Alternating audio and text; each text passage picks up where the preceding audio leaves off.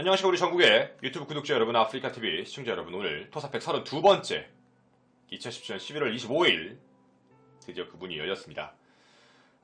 오늘 여러분들과 함께 진행하게 될 컨텐츠는 제목에서 보셔서 아시겠지만 오늘은 대만입니다.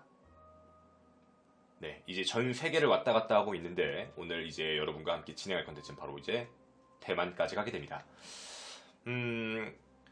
여러분하고 소통을 하다 보면 가장 많이 나오는 얘기가 외국 사건도 조금 많이 해주세요 라고 얘기를 많이 해주시더라고요. 네, 외국 사건, 최신 사건 위주로 많이 진행을 하기는 할 건데 제가 그동안 약속을 드린 대로 여러분하고 진행하는 컨텐츠 중에 나 이거 본 것 같긴 한데 라는 컨텐츠여도 아마 무언가 새로운 걸 찾아서, 무언가 좀 다른 걸 찾아서 가지고 온 거다 라고 판단해 주시면 더 좋겠습니다. 그냥 무조건 나 이거 아는 것 같은데 하고 넘기기에는요 좀 디테일할 거고요, 조금 더 아마 의심점, 의구점이라는 게 우리가 아마 같을 거예요. 그 얘기부터 출발을 오늘 해보도록 하겠습니다. 오늘 여러분들에게 처음 이 사건의 주연입니다. 주연으로서 보여줄 사람 바로 이분이십니다.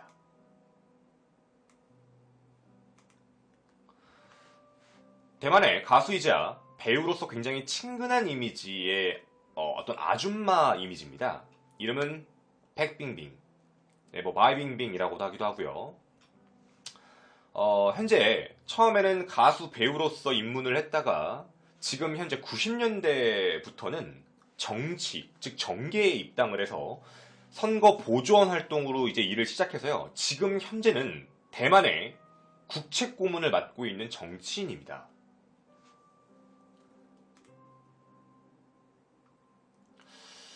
실제 일본에서 원래 활동을 했던 백빙빙은요, 만화작가였던 남편 카지와라 이키랑 결혼을 하긴 했는데 남편의 불륜, 진짜 불륜일까요?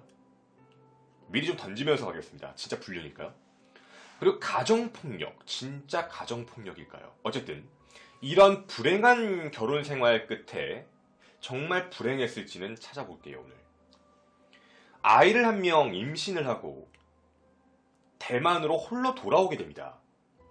그리고 아이를 낳고요, 생계활동 때문에 아이를 낳자마자 출산 후에 15일 만에 억척스럽게 아이를 키우며 살았습니다.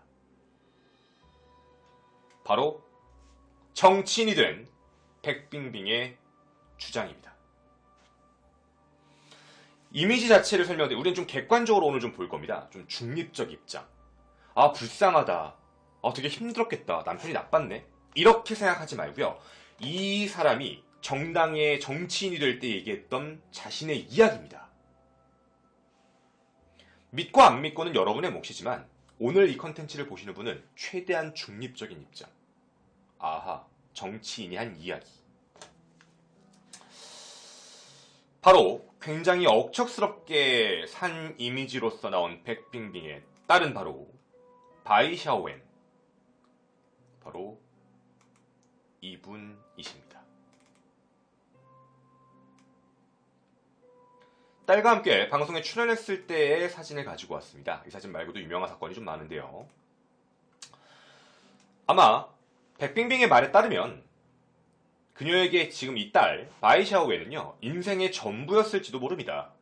일본에서 넘어왔고 그렇게 되게 힘들게 키웠고 노력해서 키웠으니까.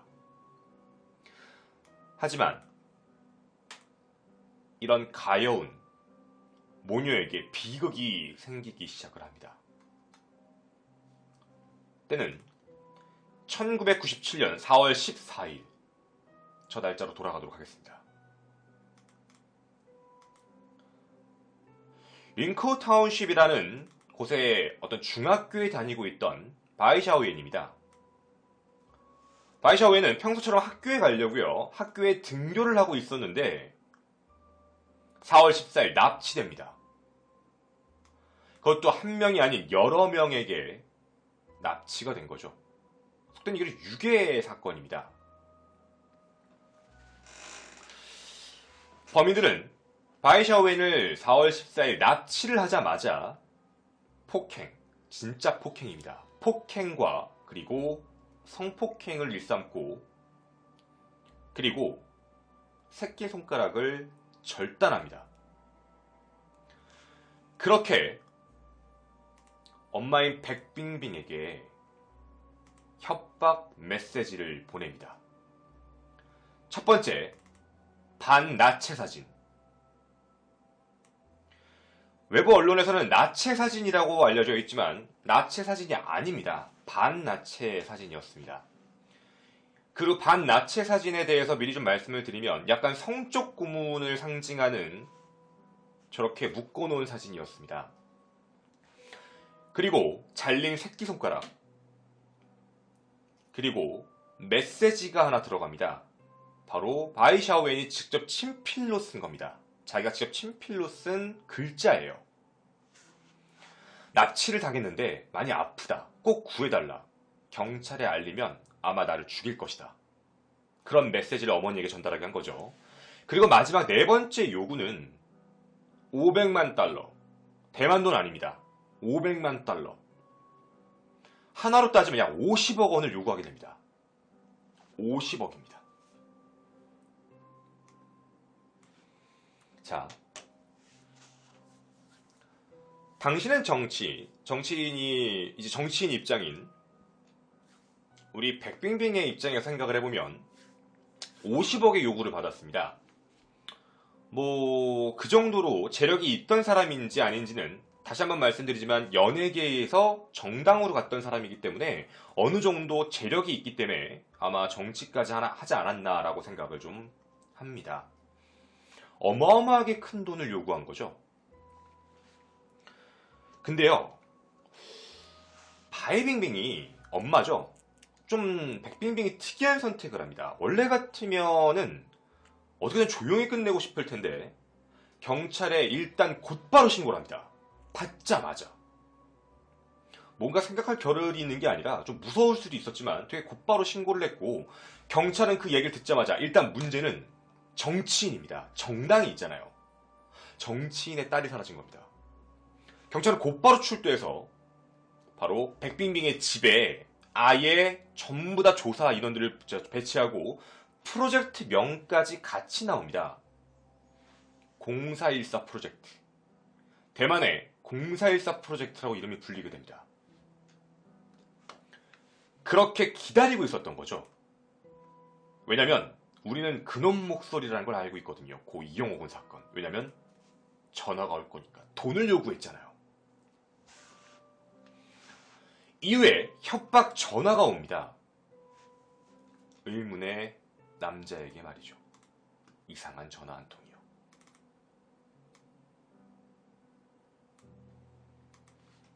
돈은 준비됐습니까? 50억의 돈을 바로 준비하란 얘기죠. 백빙빙은 굉장히 나름대로는 대처를 좀 잘했습니다. 일단 내 딸이 살아있는지 아닌지 모르겠다. 내 딸이 지금 죽었을 수도 있지 않느냐. 그러니까 내 딸이 신문, 그러니까 오늘자 신문을 읽는 목소리라도 들려달라. 기다려라. 그리고 10분 뒤에 전화가 왔다고 합니다. 그리고 그 목소리를 들려준 거죠. 그러니까 오늘 날짜 기사에 있는 얘기를 읽어준 겁니다. 그리고 한 가지 더 확인해 봅니다. 만나러 올 때 운전을 하고 직접 차를 끌고 돈을 갖고 와라. 라고 백빙빙한테 얘기했는데 백빙빙이 나 운전 못하는데요? 라고 얘기를 합니다. 그랬더니 여기 있는 범인이 이런 얘기를 하죠. 네 딸이 너 운전할 줄 안다고 하던데? 그래서 이때까지 백빙빙은 내 딸이 살아있구나라고 확신을 했대요. 살아는 있구나. 그거 되게 좋아했다고 합니다. 다행히. 확인을 다 해본 거예요. 굉장히 여기까지 생각을 해보면 독특합니다. 다시 한번 말씀해드리지만 백빙빙은 확실히 뭔가 머리를 되게 잘 쓰는 스타일인 것 같아요. 뭐 되게 억척스럽게 살아서 그런 건지는 모르겠지만 굉장히 위험한 상황, 굉장히 다급한 상황임에도 불구하고 굉장히 어떻게 보면 현명하게 대처를 하고 있는 거죠. 그리고 바로 다음날 4월 15일부터 18일까지 전화가 다른 전화로 계속 오게 됩니다. 범죄자하고 만나는 부분에 대해서 협상을 해요. 돈은 준비됐다. 50억을 갖다 주겠다. 진짜 어떻게든 마련을 했답니다. 50억을. 며칠 지나지 않아서. 범인은 총 7번에 걸쳐서 집을 장소를 얘기합니다. 여기, 여기, 여기, 여기. 첫 번째 집을 가서 여기, 그 다음은 여기, 그 다음은 여기. 이렇게 해서 하나씩 바꾸고 있죠. 근데요, 이걸 하면서 그냥 지나간 게 아닙니다. 용의자는 계속해서 찾아내기 때문에 경찰은 점점점 용의자를 찾기 시작하고 용의자의 윤곽이 잡히기 시작합니다. 이들이 용의자다. 바로 전화한 범인들은 이 사람일 것이다. 판단을 하죠.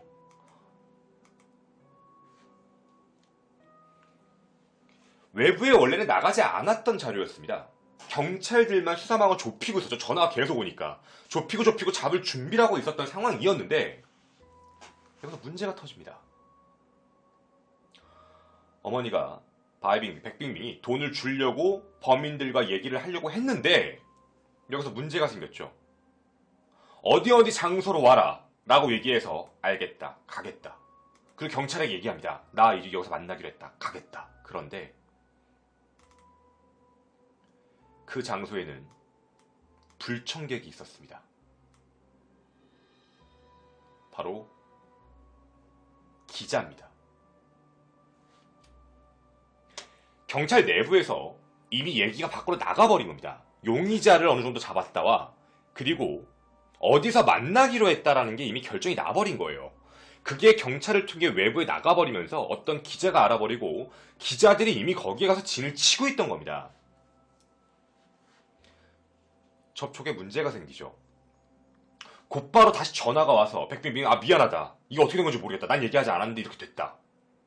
한 번 더 기회를 주겠다. 다시 어디로 와라. 백빙빙은 경찰한테 얘기를 합니다. 어디로 오라는데 정말 외부에 나가면 안 될 것 같아요. 그리고 여경과 함께 같이 나가게 되고 경찰들은 택시로 위장을 해서 같이 따라 나갑니다. 근데 또 못 잡았습니다. 그 이유는 뭐냐면 방송국 차량이 또 따라온 거예요. 결국 범인들은 지정했던 장소에서 나타나지 않게 됩니다. 쉽게 얘기하면 범인은 돈 받는 걸 포기하고 돌아오게 된 거죠. 그리고 큰 문제가 생깁니다. 1997년 4월 18일 범인들은 신고한 부분에 대해서 굉장한 불만을 갖습니다. 결국 4월 18일 바이샤오에는 몸값만 받으면 끝날 줄 알았는데 결국 울부짖고 강간을 당한 후 집단 구타 탓에 잔혹하게 살해당하고 시신이 손발이 묶인 채로 타이페이의 어느 한 하수도에 버려지게 됩니다.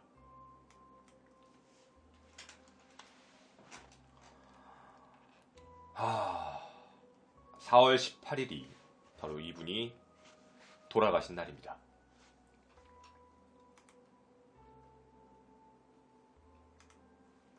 나중에 알게 된 거죠. 4월 18일날 죽었다는 건. 근데요. 4월 23일 죽은지 모르니까 이 용의자들은 다시 전화해서 마치 살아있는 것처럼 다시 얘기합니다. 경찰들의 노력에도 불구하고 계속해서 용의자들은 도주를 하게 되죠. 잡을 수가 없었던 겁니다. 계속 도망가니까. 그렇게 1997년 4월 25일이 됩니다. 경찰은 용의자들이 어디에 사는지 어느 정도 알아차렸고 범인들의 아지트를 급습하게 됩니다. 범인 총 7명, 용의자 7명이었습니다. 용의자 7명 중 4명을 그 자리에서 체포하게 되고요. 문제는 주범입니다. 주범이었던 3명은 도주하게 됩니다. 4명이 3명을 보내버린 거죠. 그 3명이 바로 여기 있는 앞에 3명입니다. 첫 번째 이름 찬진싱, 두 번째 린춘성, 세 번째 가오 천민이라고 부른다고 합니다. 주범 3명이 도주를 해버립니다. 4월 25일입니다. 이제부터 집중하셔야 됩니다. 여기서부터 좀 이상한 일들이 생겨요. 일단 공범이었던 4명을 체포했기 때문에 바로 신문에 들어갔고, 결국 1997년 4월 28일 바이샤오엔에 시신이 발견됩니다. 이제 어디 있는지 알게 된 거죠. 지금부터 나오는 사진은 약간 잔인합니다. 그래서 혹시 난 이런 거 좀 보기 싫어요 라고 하시면 눈 가리시는 게 아마 좋지 않을까 싶어요. 정확하게 나오진 않지만 흑백 사진입니다. 대만에 있는 5개의 공업지대에 하수도에 버린 게 확인이 됩니다.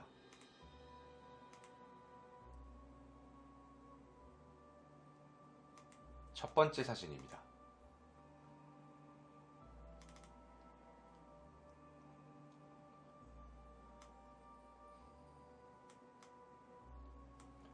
시신의 상태에 대해서 말씀을 좀 드리겠습니다. 시신의 상태는 굉장히 너덜너덜한 상태였다라고 표현을 하더라고요. 처음 시신을 하수구에서 발견했던 사람은 이게 시신이라고 생각하지도 못했다고 합니다. 그 이유가 뭐였냐면 처음에 그냥 약간 돼지의 사체로 생각을 했대요. 법의관이 부검을 실제로 해봤는데 직접적 사인은 질식사, 그리고 심한 구타로 인한 간장이 파열, 복강은 과다출혈, 따라서 몸이 부풀어 올라 있던 상태였습니다. 그래서 돼지의 사체라고 생각을 했던 겁니다. 너무 잔인했기 때문에.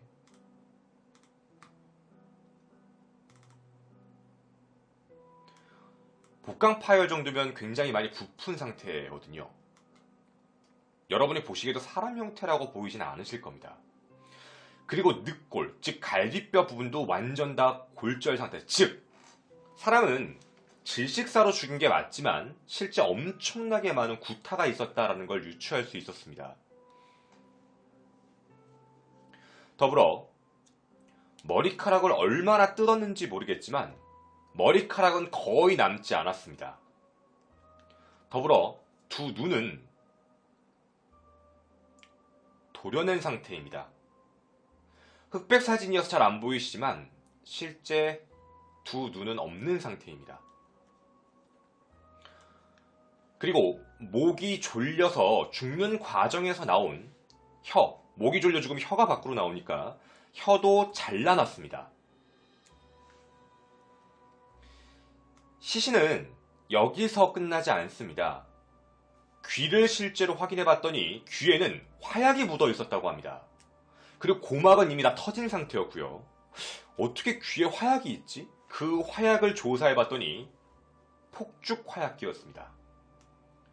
유추해보건대 귀에 폭죽을 꽂고 터트린 게 아닌가? 라고 판단을 하고 있습니다. 그리고 몸 내부에는 쇠파이프가 2개 있습니다. 그리고 못도 48개나 박혀 있었습니다.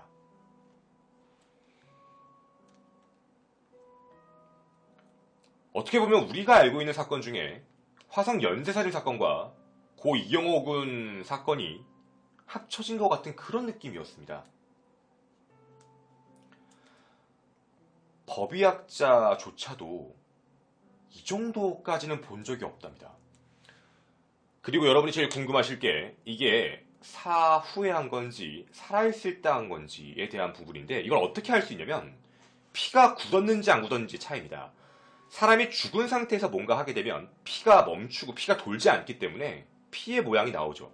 하지만 여기에 있는 모양들은 살아있는 채로 한 일들입니다.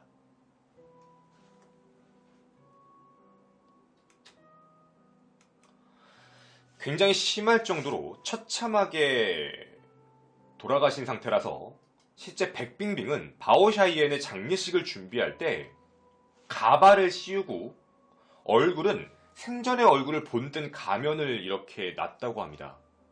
이게 너무, 왜냐면 웬만하게 잔인하게 돌아가신 분들은 다 다시 이제 원래대로 해놓으려고 하지만 아무리 많이 다시 해놓으려고 해도 원래 얼굴은 돌아가지 않잖아요. 뼈가 많이 부러진 상태니까. 그래서 가면까지 씌우고 그렇게 네, 장례식을 치렀다고 합니다. 이 일이 터지고 대만 국민들은 난리가 나고 분노가 하늘 끝까지 올라갑니다. 기사는 대서특필되죠. 실제 사진까지 다 공개돼 버립니다. 분노가 하늘을 찌르게 되고요. 이 분노가 하늘을 찌르게 되자 당시에 대만의 리덩우 총통입니다. 리덩우 총통은 유례없는 기자회견을 열고 이런 얘기를 합니다. 범인을 잡고 범인이 저항하면 발포에 즉시 사살하라요. 그렇게 명령을 직접 하달합니다.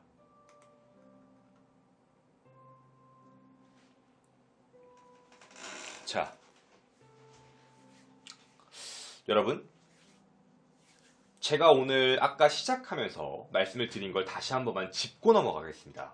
여러분, 제가 이 사건을 왜 하게 됐냐면, 되게 잔인한 사건이네. 다른 분들이 조사하신 것처럼 잔인한 사건이고 범인이 잡아서 어떻게 됐어요? 이렇게 끝나는 사건이었다면 진행하지 않았을 겁니다. 제가 이게 왜 이상했냐면, 여러분,